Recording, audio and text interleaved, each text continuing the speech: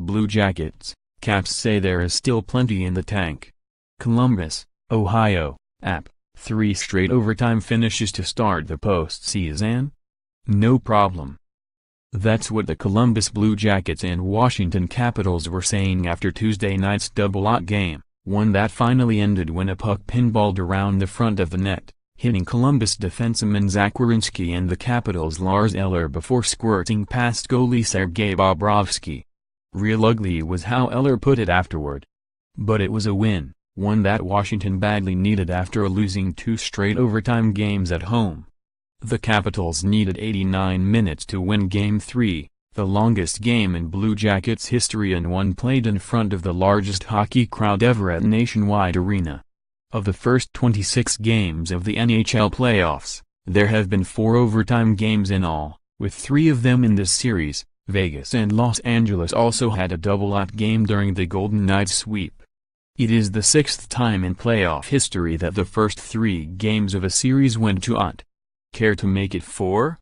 The two teams go at it again on Thursday night, 7:30 p.m. EDT, USA, with Columbus looking to take a 3-1 lead.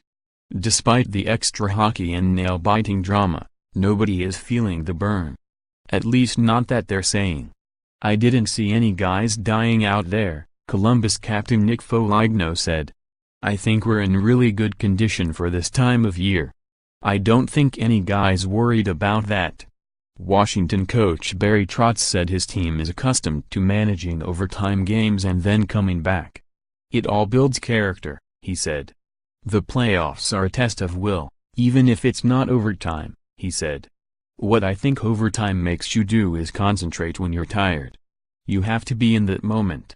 You can't cut the corners, you can't do that fly-by when you're really tired. You can't cheat because those are the times the puck ends up in the back of your net." Columbus coach John Tortorella said he thinks his guys are fine. "I'll tell you right now, if we're fatigued 3 games in, holy crap," he said. "We're just starting. It was a long game last night and we've had some overtime games, but that's all part of it. You just can't be tired. I don't even think you can start talking about fatigue until you're in a couple of rounds from now." About that call, Boston coach Bruce Cassidy took issue with a penalty call he says NHL officials made on a hunch in a 4-2 loss to Toronto in Game 3. Bruins forward Riley Nash was handed a delay of game penalty for clearing the puck over the glass on Monday. But the puck touched the glass before entering the crowd, which would negate the minor penalty, and officials missed it. Nash was sent to the box at 16:58 of the first period.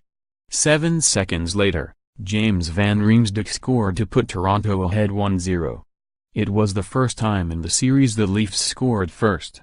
Cassidy, whose team leads the series 2-1, spoke to the officials at the beginning of the second period and wanted to know who of the 4, 2 referees, 2 linesmen, decided to give Nash the 2-minute penalty.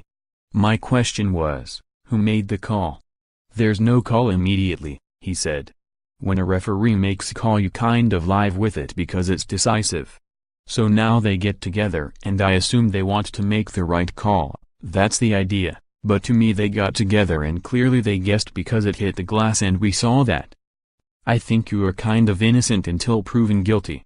Game 4 is Thursday at Air Canada Centre, 7 p.m. EDT, and BCSN.